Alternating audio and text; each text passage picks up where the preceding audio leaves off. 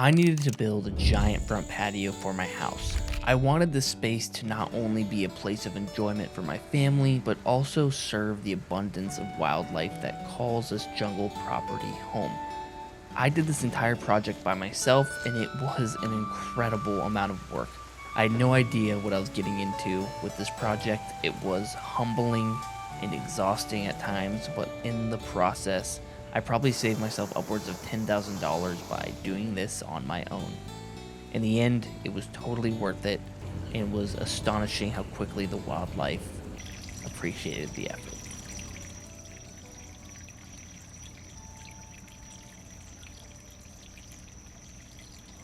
This marks the beginning of the biggest project I have undertaken. Something that I am probably not qualified to do.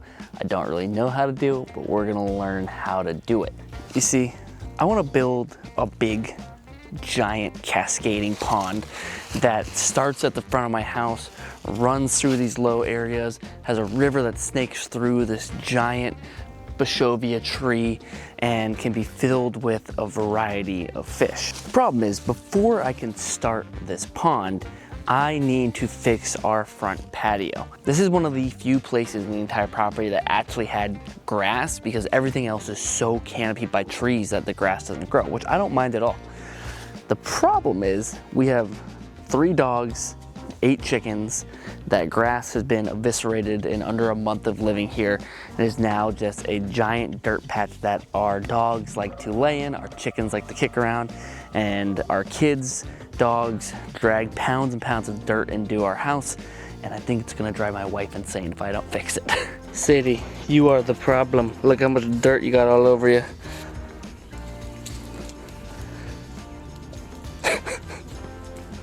So we are gonna try to make a beautiful front patio area as inexpensive as possible. Just get some good hard manual labor in and see if we can make something beautiful that's gonna integrate into our future pond build. So to get started, I measured out 8 feet by 40, which is gonna be the dimensions of this patio, and then I spray painted a rough line to help me dig with a shovel, because the first thing I'm gonna do is build a retaining wall.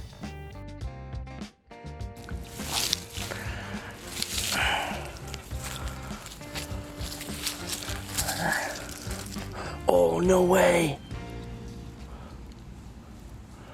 Wow. No way, it's the biggest one I've ever seen. Are you prepared to see one of the coolest things ever? At least I think it's one of the coolest things ever. I was lifting up these cinder blocks, and right here, what looks like an earthworm is actually one of the smallest species of snakes in the world. It's called a blind snake. If you can't guess, they're like technically blind. They're like a mole almost. Think about that. They live completely underground, and they eat earthworms and grubs and small larvae and things like that. But this is actually a snake. So cool. And it's really hard to see. I'll see if I can focus my camera on it. You can see a tiny little tongue just protracting and retracting out of his mouth, just like a snake would, because he is a snake, but it looks just like an earthworm. I'm gonna relocate him somewhere where I won't be digging. Maybe underneath this nice piece of wood right here.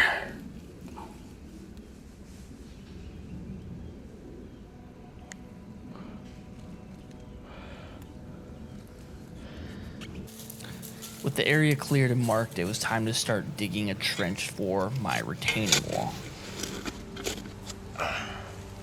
Once my kids got home from school, all progress stopped, and it was time to call it till tomorrow.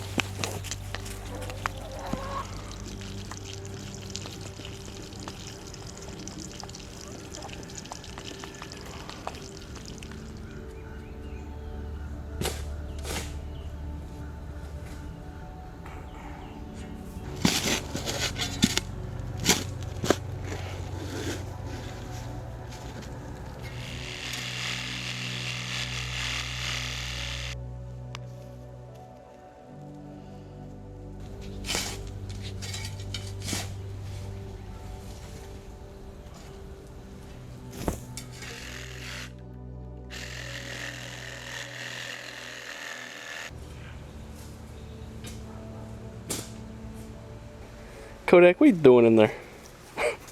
Got about 10 feet left. If there was ever any concern that I was not, in fact, a loud duck. If there was ever any concern about me not doing this by hand, and I actually had an excavator come and do this, you can tell by the absolute straightness of this angle that this was in fact scooped by a shovel. I'm like sitting back here now looking at this, and it like literally is like curving left to right. Kodak, what are you doing?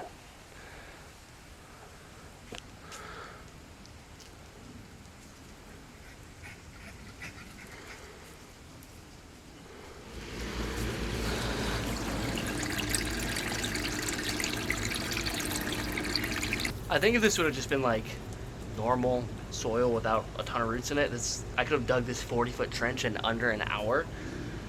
Instead, we're probably going on 3.5 or 4 hours of digging, counting what I did yesterday, because there's just a root every 2 feet, and then also ancient Egyptian ruins every few feet as well, of just loose cinder blocks, which is good because I plan on reusing some of these cinder blocks.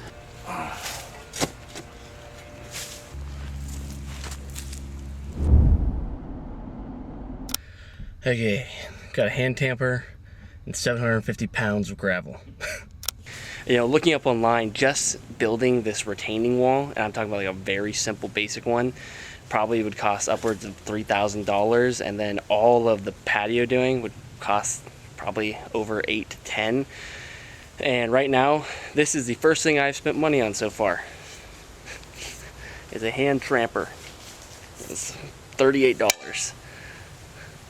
Believe it or not, digging a giant hole is free. People don't want you to know that.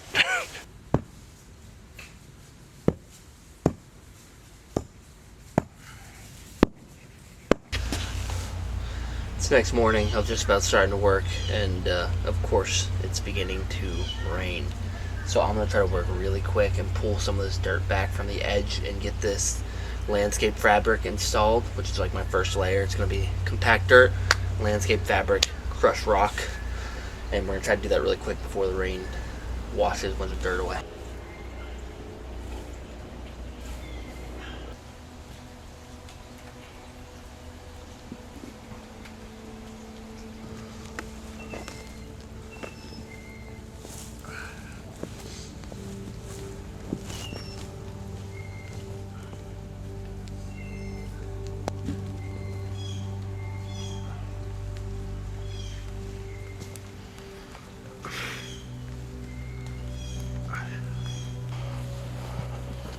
I'm gonna straighten this all out, but we're just gonna walk this down.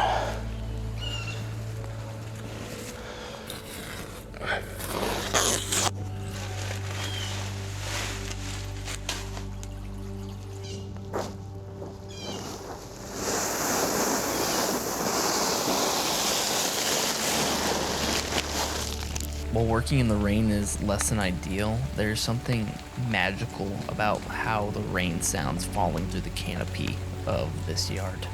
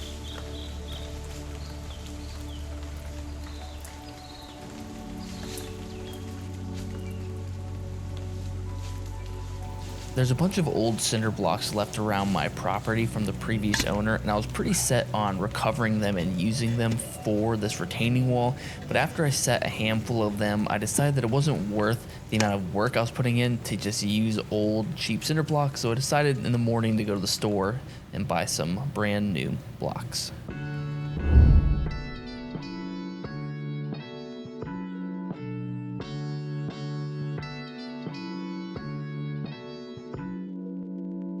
All the research I've done, every video I watched, everything I looked at, said like truly one of the most important parts of this entire thing is leveling and setting your cinder blocks or your wall properly. And yeah, so the two biggest things that go wrong is not leveling your wall properly and not installing drainage. So we're gonna install drainage, but I'm not good at tedious things. I'm really not.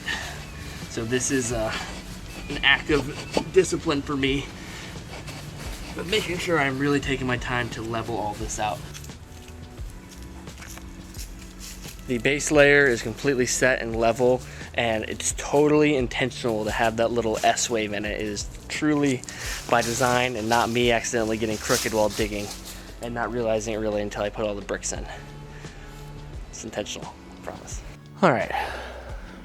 It took some time last night to reflect on the retaining wall. As much as I don't want to do it, I don't feel like doing it, I'm going to straighten out this entire wall and straighten out all the bricks, even though I've already set everything, leveled everything.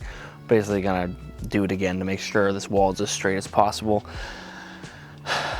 In the moment while I'm working on it and doing it, it didn't seem like it was that big of a deal. I thought it might be like a little wavy, but I think it just looks bad, and what's the point of moving a literal 2,000 pounds of cinder blocks and 1,000 pounds of gravel and doing all that just to do a mediocre job? So, let's straighten out the bricks.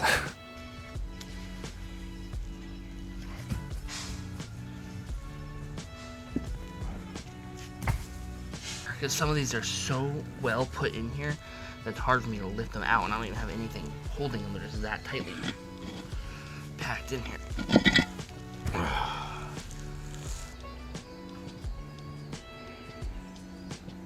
The wall still has a little bit of a curve to it, but it looks significantly better now. I'm happy it took the time to do that. It's not, you know, dead on the nuts straight, but it's much better.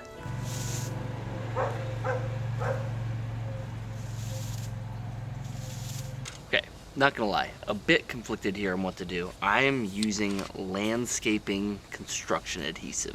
I looked at a lot of places, they said to use this. It's one of the more effective ways, and if you are not skilled in the art of actually doing masonry work and mudding, that this is an easier solution. Now, is this going to work? I do not know, but that's all part of learning. So we are gonna start adding our second layer of bricks here, and hopefully it's gonna hold up. If all goes absolutely horrible, I guess I could like just sink rebar in every single one of these things and end up pouring concrete if it doesn't feel solid enough, but I feel like this should be good.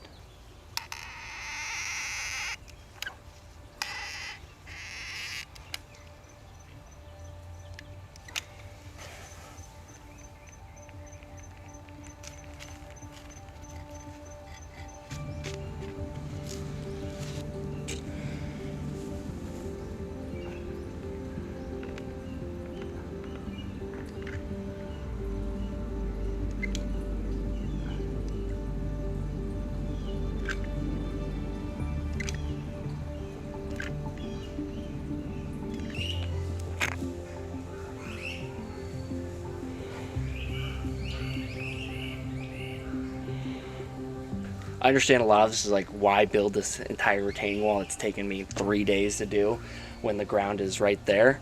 And I could have just used like, you know, scalloping or whatever. I'm looking at the long run. This eventually is gonna get dug down. We're gonna try to maintain all these big trees, but we're gonna put a pond right through here, like a multi-layered pond, or multi-leveled pond right through here. And the wall is gonna be like, almost like a seawall is going to be kind of the idea, or the water is going to come really close to it.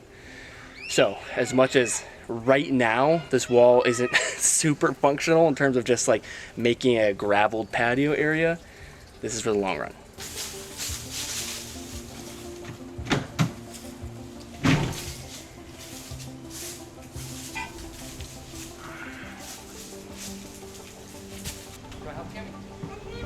Look at you, Cammy. Look at you. You're climbing. You got it. You got it. You got it.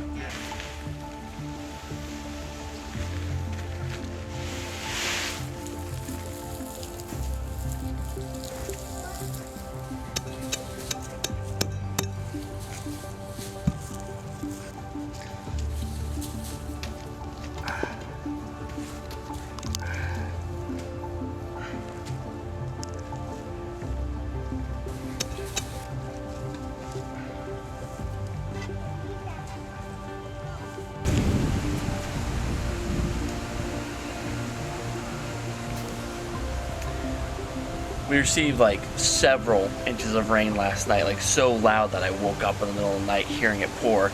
I just like, here's hoping the retention wall holds up. And everything looks good, but we're gonna try to keep filling it in before more storms come.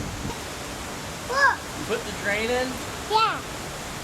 Nice, dude. Oh.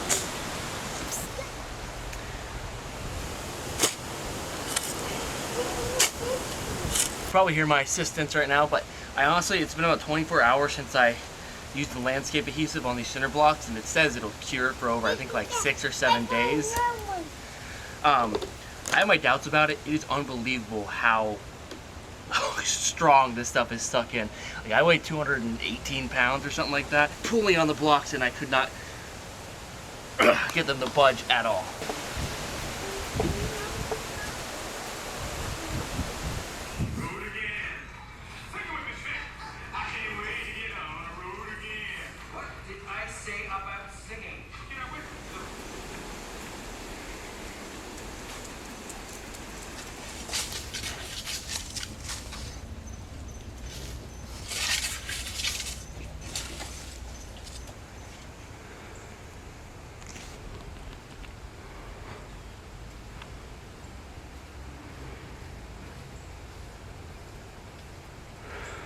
So earlier I mentioned drainage, one of the most important things that goes underlooked in people building retaining walls for the first time. And I made a point to talk about it. And I made a point to forget to install it when I built this entire retaining wall. But I'm glad I remembered now at least.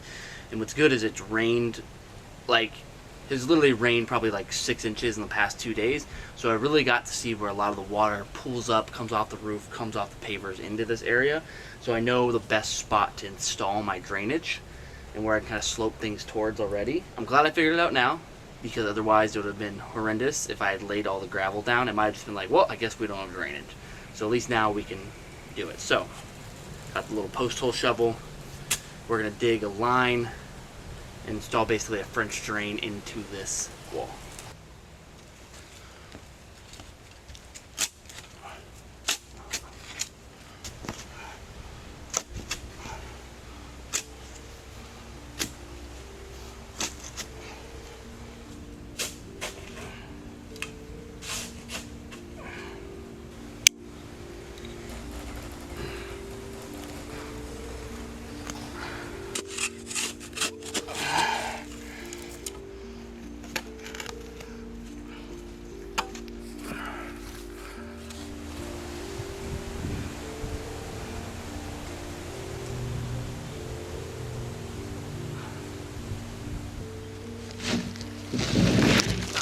Oh.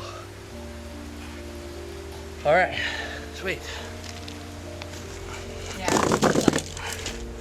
Quick break from drain building. My wife just said there's a bird stuck in the garage. I see. I do believe this is a brown creeper, which are awesome, awesome birds, but I don't want them to get hurt.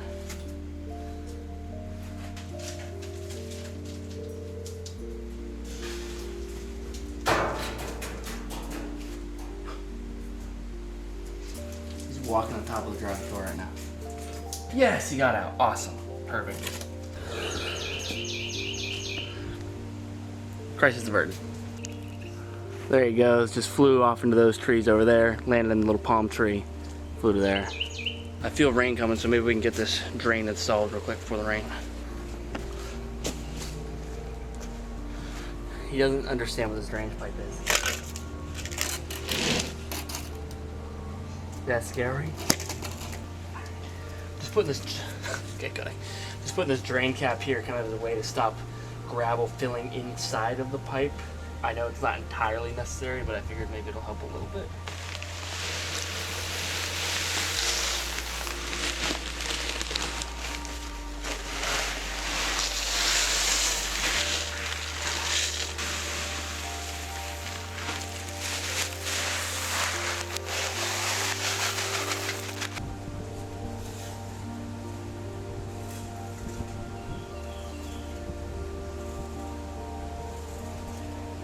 This is the first time where I think this actually kind of looks like something, not just a pile of dirt or a stack of bricks, but it actually looks like something is being built here.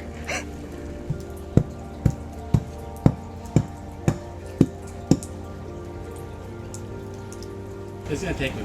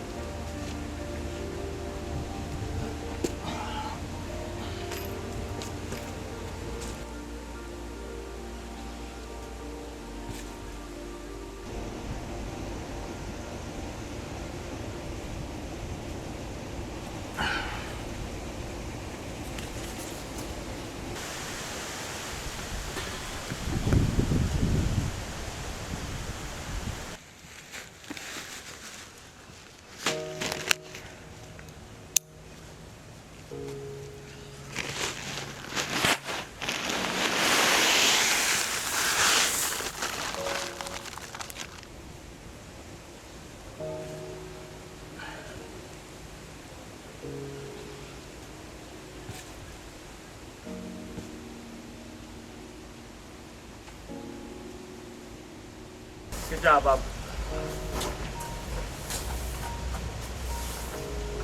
I scraped and flattened and screed over all this gravel with a board. Went inside to have dinner. After dinner, we let all the dogs out, the kids out, and let me show you what my gravel bed looks like now.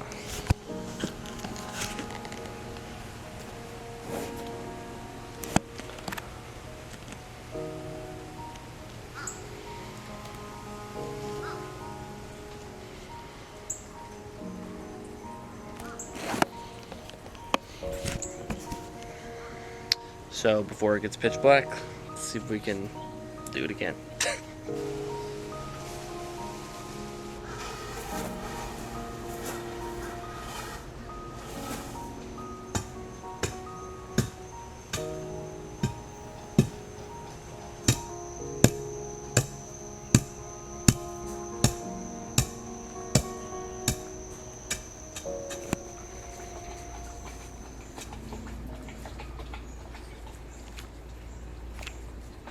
All right, this might be the first morning. I think we're on like day 8, but the first morning where I'm truly like, yeah, I get why someone would want to pay like 10 or 12 grand to have someone do this for them or a company do it for them. The entire time I've been like grinding away, like I don't know why anyone would ever not do this themselves if they had the time or the physical capability. And this morning after loading 15 bags of 60-pound sand, and I can't even imagine how much I've done, and then kind of hitting like, oh, I'm not even ready to lay pavers down yet. I'm not even there. It really hit me and I was just like not looking forward to today, but the only way to get through it, start unloading some sand and get to work.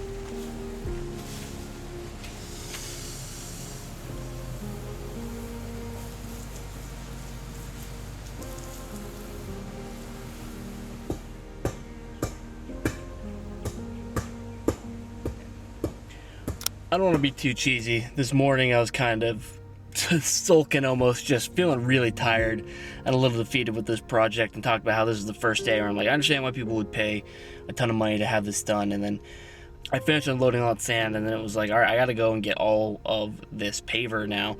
And I just by hand loaded and unloaded 84 pavers, which is roughly like 1,300 pounds, into the back of my car, and I got to bring it home and unload it again. I kind of had this gratefulness wash over me, I would say, of just like grateful that I have a body that's capable of doing all this, because I know a lot of people don't. And there's something good for the body, good for the mind, good for the soul of just doing some hard manual labor. And all of this with the caveat that this is my choice. It's not like I'm showing up on the construction site and having to do this for a paycheck. Like, this is a personal project I'm working on, so take that all with a caveat. But there is something rewarding and also just a little bit of gratefulness about having a body capable of doing all this manual labor. I don't want to take that for granted. Let's go home. Because we're time to start putting our steps down here. Here's what I've done. I've cut a piece of wood as my jig. Essentially, that is the distance I want between my bricks and between the wall. And so we are just gonna meticulously do rows of 4 all the way across. I have 64 bricks. Hopefully it's enough. If not, I'll have to get more. But let's see.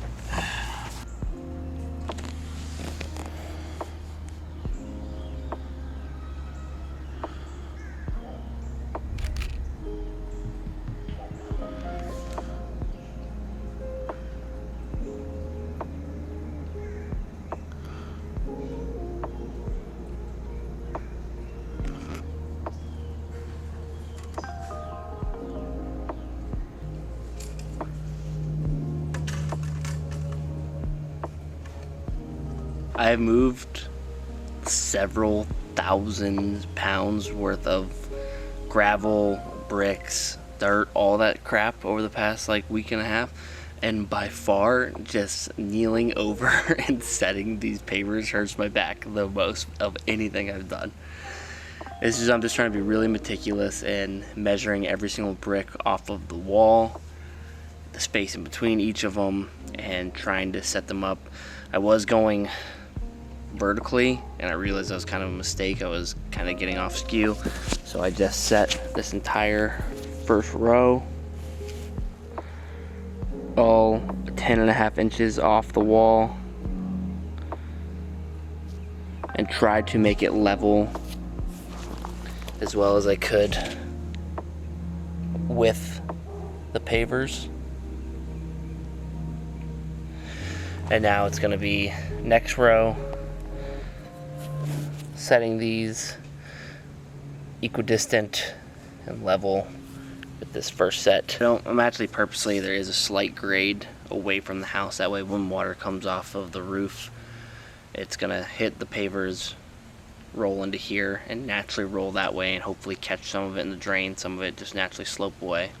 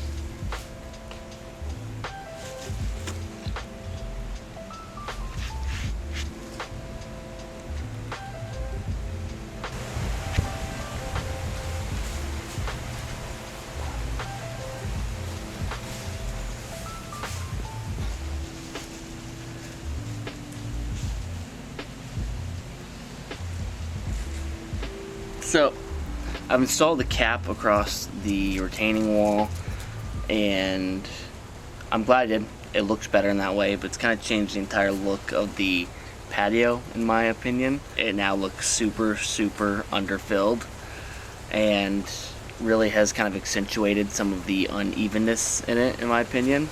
It looked way better from the outside looking in, but now from the inside looking out, it looks kind of like hollow or empty. So I gotta figure some things out of how I'm going to level out all this sand, and I really don't want to do all this work. I don't want to redo all this work, but I think if I don't basically shovel a ton of this front lip here and then add some more rocks, recover it, if I don't raise up the front area, it's gonna look kind of crummy. So it's taking a lot longer than I expected it to. And it's really not even the physical labor that's the hard part of this for me. It is the little things, the meticulousness of making sure things are level and even and spacing is proper. That's been the hard part for me. My brain's not good at that stuff.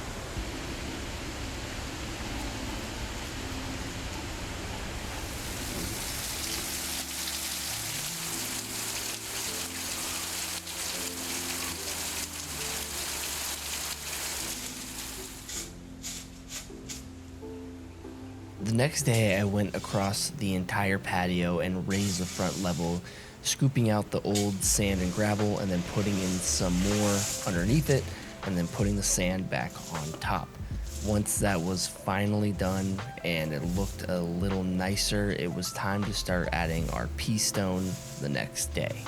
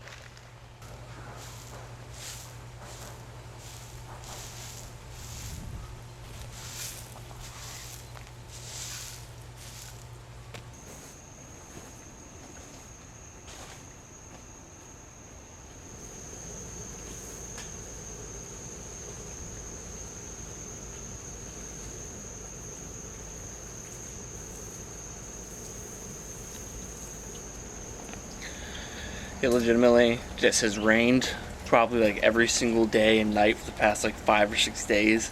It's very much slowed down my progress.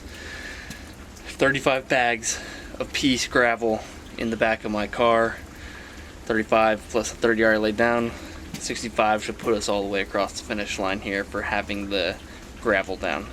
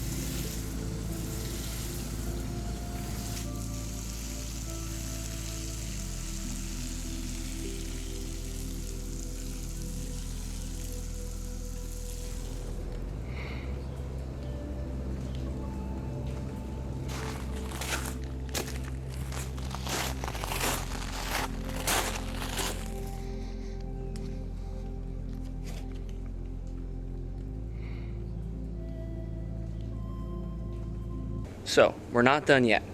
I still have to put rock glue down on this entire patio area. I was kind of hit or miss if I wanted to even do that, but with the kids, dogs, chickens, if I don't try to glue it down, it's gonna be just like a huge mess up here. And it's probably gonna be a huge mess regardless, kind of is what it is. But I'm really happy with how things have turned out, but it's definitely not finished yet. And I'm gonna put mortar across this entire wall. I don't know if I'm gonna do this in this video or not. It might be a little later project. And I'm gonna mortar and kind of make this look like one cohesive wall instead of a stack of cinder blocks. But right now, it's a patio, but it doesn't really have any character. Not to be like, look at me, but when I started this and all the projects going forward this house, I kind of want to think to myself, like, how is this going to benefit the nature of this property? How is it going to benefit the birds, the squirrels, rabbits, amphibians, reptiles, everything? And so I want to do a few things up here on the patio to really bring it together, to one, make it look beautiful for the house, but two, to provide a little sanctuary for nature around here. So now begins phase 2 of this build. Also, as you look across this patio, you're probably wondering, what is that? Me too. I don't know what this is.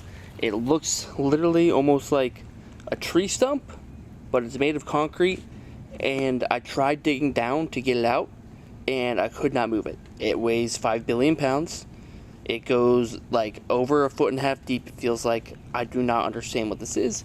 If you know what this is, let me know, because I couldn't move it. So we're just gonna pretend it's not there. I'm actually probably gonna cover it up with like a pot or something. Like I'll use this gravel to level all of this out, and maybe I'll put a flower pot on top of that. I don't know. Kind of messing up the whole aesthetic of this. So don't look at that. Look at that. No. Yes. No. Yes.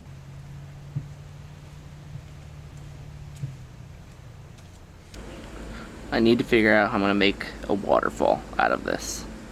So let's get working. It's gonna be a pretty shallow blade there, but I want the water to get pretty high up in this pot still. I don't want to lose a lot of, because I'm gonna be putting aquatic plants in here, so I don't want to lose a ton of my area.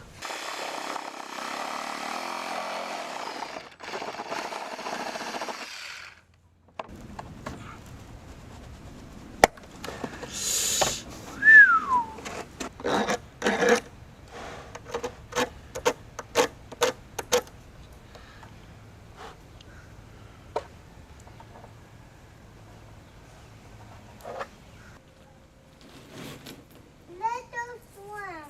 Let it go swim. In water, in the big one. It's a big one. It's not in the big one. A waterfall. It's a waterfall. Yeah, it's a waterfall, okay.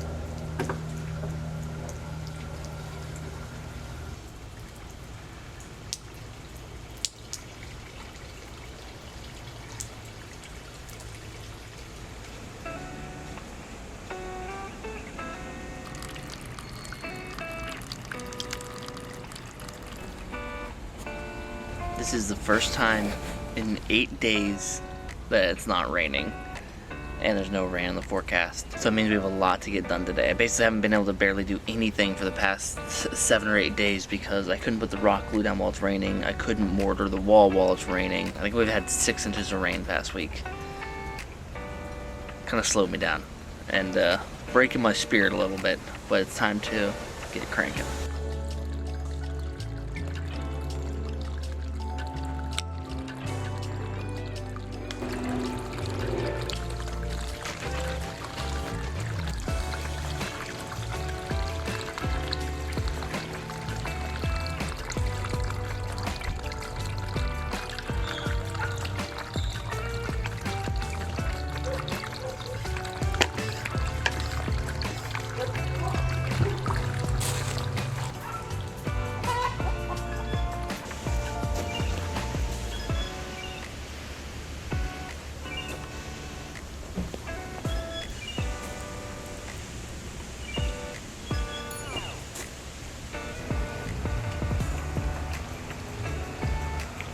I have done 2 full pass-throughs with the rock glue. I used 2 gallons, and it was literally the perfect amount.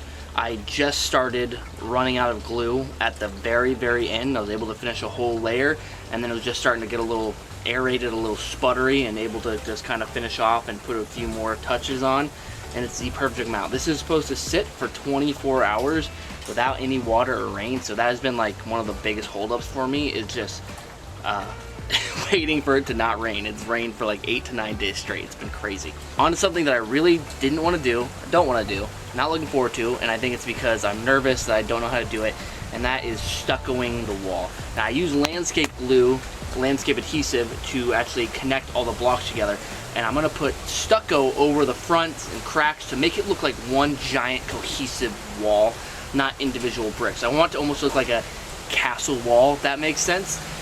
And I don't know what I'm doing. I'm a little nervous about it, and that's why I've been putting it off, but it's time to do it.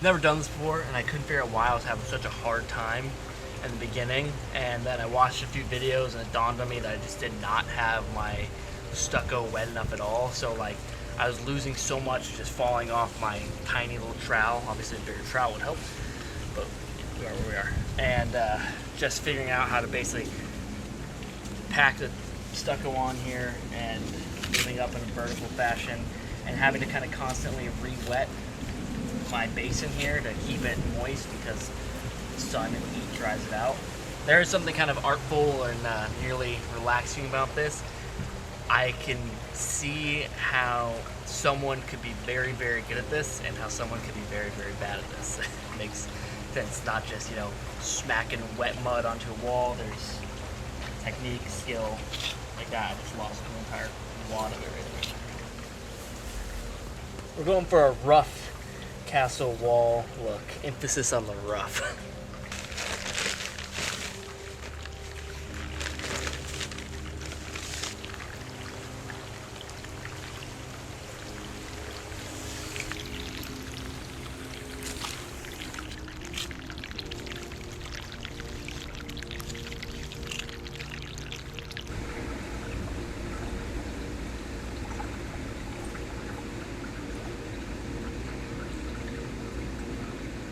Tell you what, I accomplished a whole hell of a lot today. Glued down the entire rock bed, and I mortared the entire outside and top of the wall. I did not do the inside lip because I wanted to let the glue set on the pea rock that's in there before doing the inside lip with mortar. I used 2 60-pound bags, 120 pounds of mortar, and got the hang of it. It's got a really, really rough finish to it, but I actually kind of like the way it looks. And aesthetically, it looks infinitely better than just straight up cinder block sitting there. So I'm really happy. And you know, maybe I'll do a little more to it. But we still have to finish our pond, and I have quite a few more things I want to do to really beautify this for myself and for the nature. But things are looking good. A moment of truth.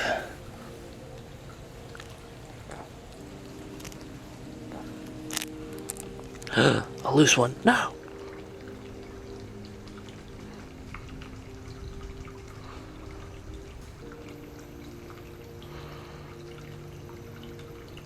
With the pea stone finally laid and the wall stuccoed, the next day it was time to go get some plants. So I went to my parents' house and I picked out some pickerel weed out of their pond, which I thought would be perfect for the filtration of this waterfall.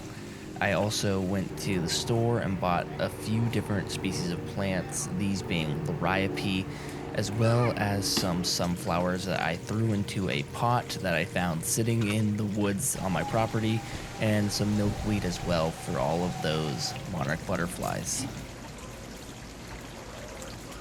While at my parents', I also picked out some fleabane and native wildflower. I'm really trying to put an emphasis on putting a lot of pollinator attractors around this patio and around the entire property in general.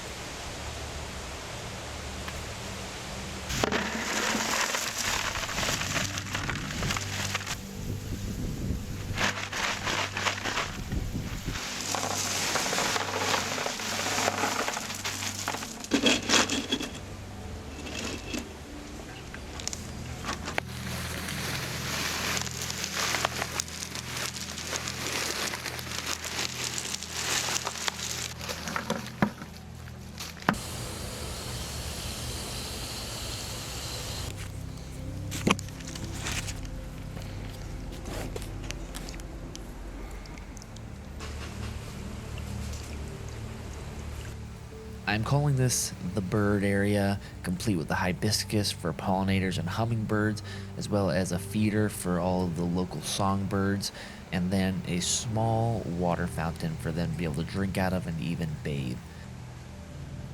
Once this is all done, I threw a bead of silicone underneath this pond to make sure there was no leaks, and then I went and got a pair of chairs and a table out of my car that I got off Facebook Marketplace for $50 that I think will look really nice on the patio.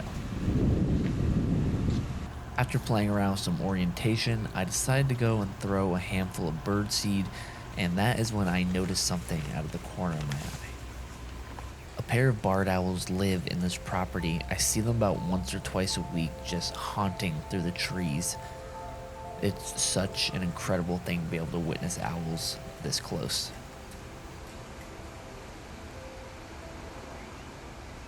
And when I walked back over to the patio, I found a surprise. One of the caterpillars has positioned itself to start forming a cocoon.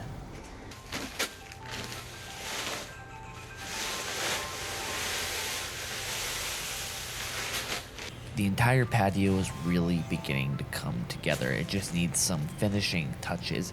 I covered up that strange concrete block with a little patio pond that I just adore.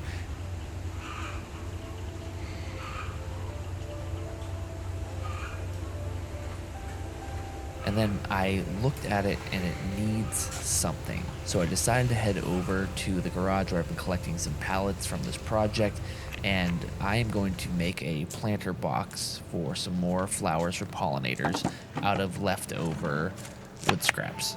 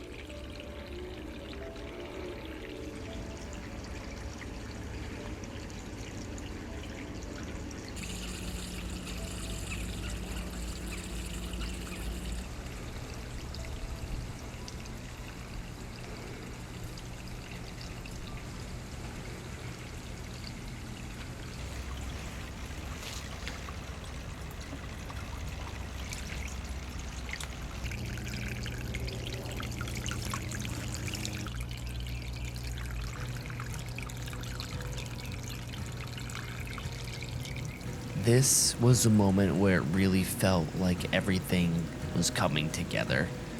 We are 95% of the way there. All that's left is a little bit of flourishing touches, and I want to add a bunch more flowers for attracting pollinators and different insects, which will in turn attract different birds to this property. But for the moment, it was nice to just soak it in.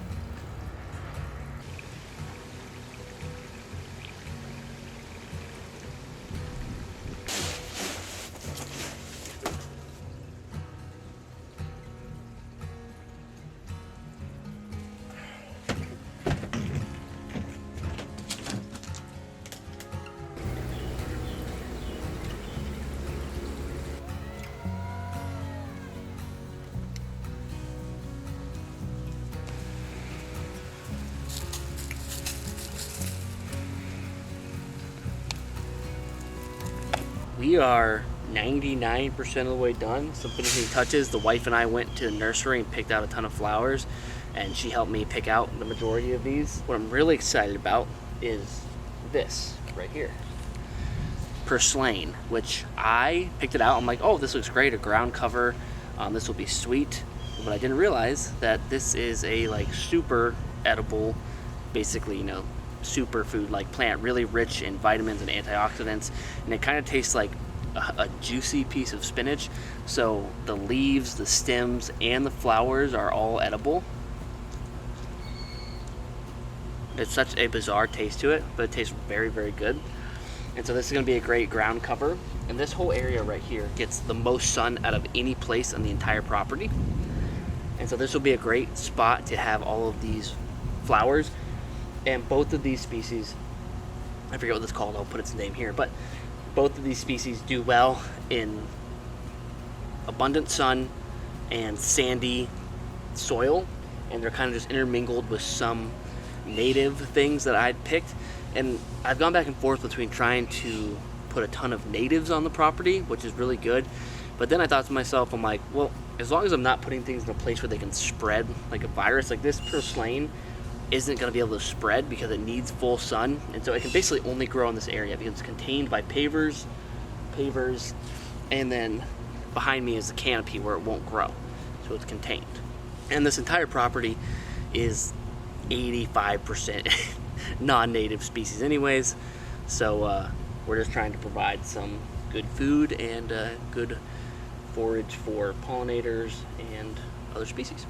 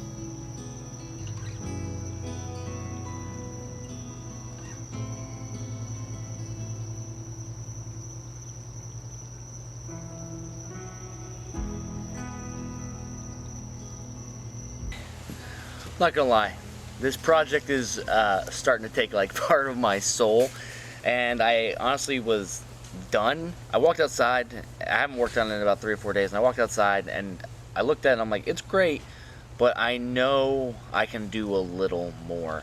There's just something missing, and so I want to keep adding a few little touches because it's a huge space. Like I said, it's 8 by 40 feet, and it just feels a little empty right now, and I think some things feel out of place.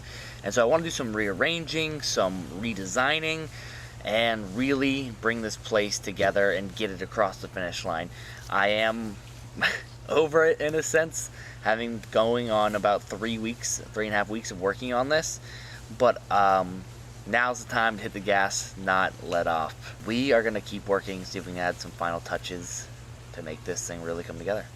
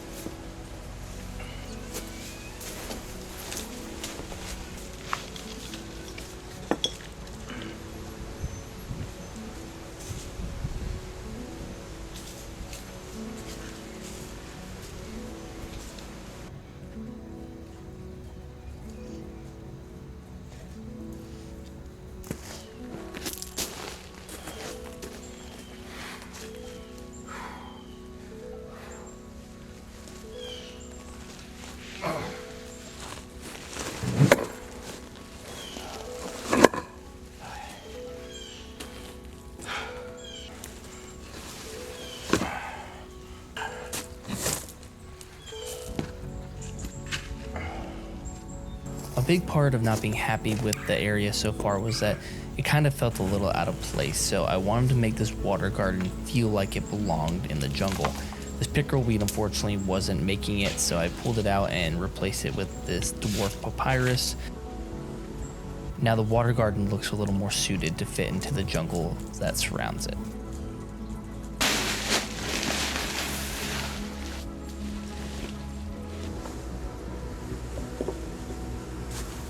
I grabbed some golden pothos from my yard and threw it into a pot, and we're looking good. Watch out, Otis.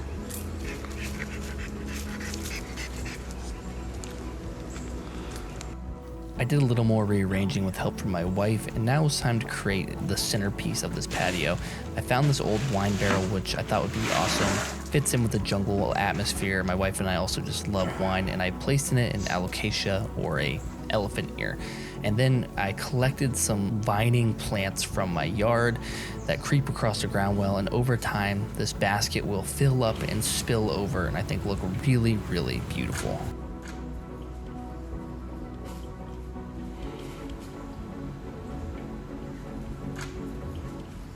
I decided to plant some more flowers to kind of fill out this area. While it would look really nice to throw some mulch down or something like that, it's kind of not really the point. I want this to be as natural as possible and leave room for these flowers to spread out and grow on their own. The following morning, things were beautiful. It really felt like this patio had finally come together, and we even had a very special surprise waiting for us first thing in the morning. One of the caterpillars I had cocooned at the very beginning of this project finally re-emerged, and it felt like a beautiful marking to the finality of this project.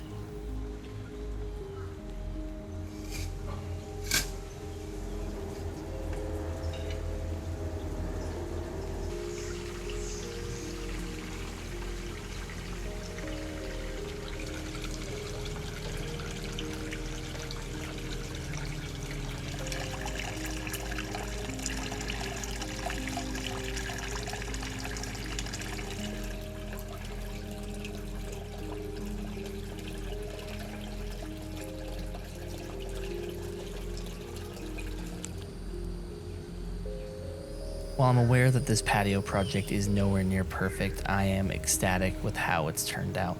It's a little scraggly and rough around the edges, but that's actually how I envisioned it.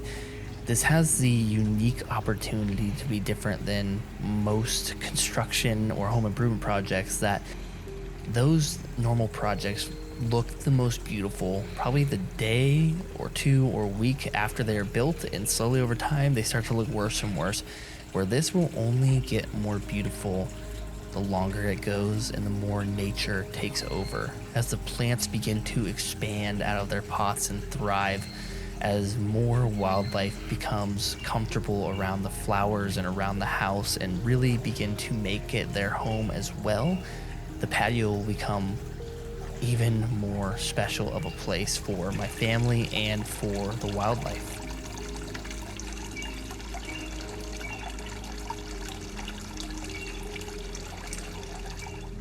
I found myself a little disheartened that honeybees didn't instantly swarm everywhere once I put all these flowers out, but I was looking at the purslane on the ground and it was just full of flies, which flies are what they are, but they're also little micropollinators, and they're doing a great job.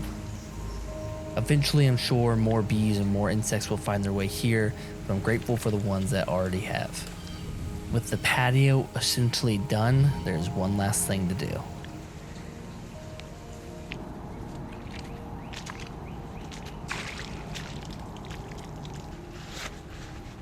We're now here at the finishing touches. Literally, the very last thing to do is to add some fish and add a plant into this pond.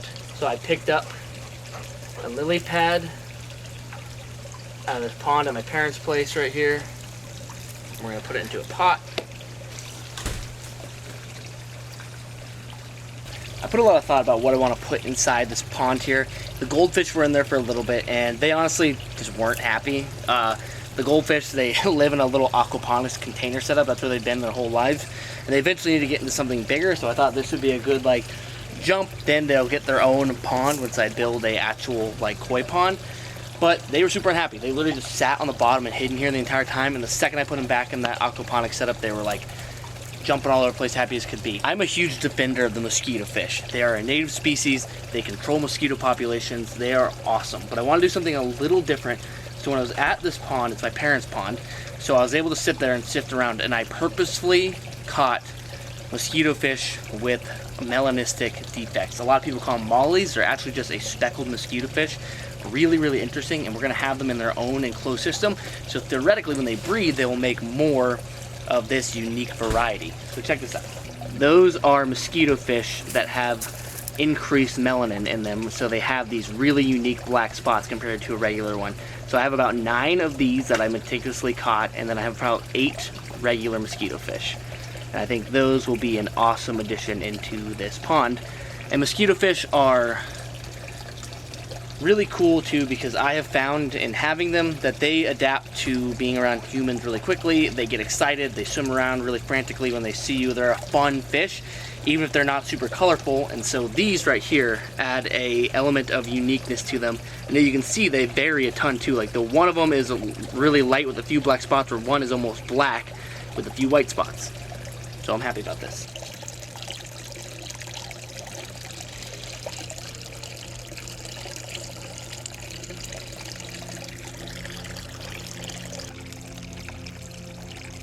And with that, the project is done.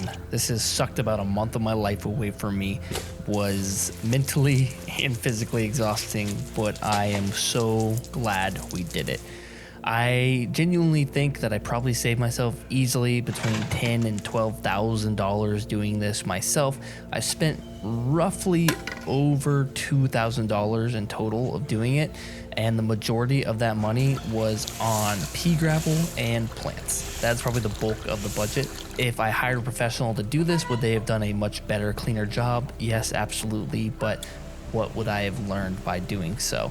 It's not perfect, and that's okay, because that was never the point. I wasn't trying to be perfect. I was trying to create a unique space. Something to take away from this, rock glue, gravel glue stinks, or maybe I was just being foolish, hoping that it would hold up to 3 dogs, 2 kids, 8 chickens. In under a week of it being down, it got completely ripped up and destroyed. I underestimated that the most frustrating part of the work was going to be the leveling and grading of the dirt and gravel and sand, and that was definitely what I struggled with the most, and could have really used professional help on that, I would say. But it just lines me up for the next project to do an even better job. And with all this pea gravel that's kind of getting mixed up by the dogs and chickens, eventually I could scoop all this up if I wanted to, use it in a different project, and come back through here and level the ground better and do pavers, because retaining wall is awesome. I'm very happy with how that turned out in the stucco, and I am in love with all of the accents around it. The plants, the water features, the bird feeders, the way that wildlife has already started to take over this space is incredible. And like I said before, the more it grows in, the more time that goes on, the more beautiful this space will become. Hopefully you guys enjoyed the video. Make sure you subscribe, like the video, share it. I appreciate you guys. Until next one, peace.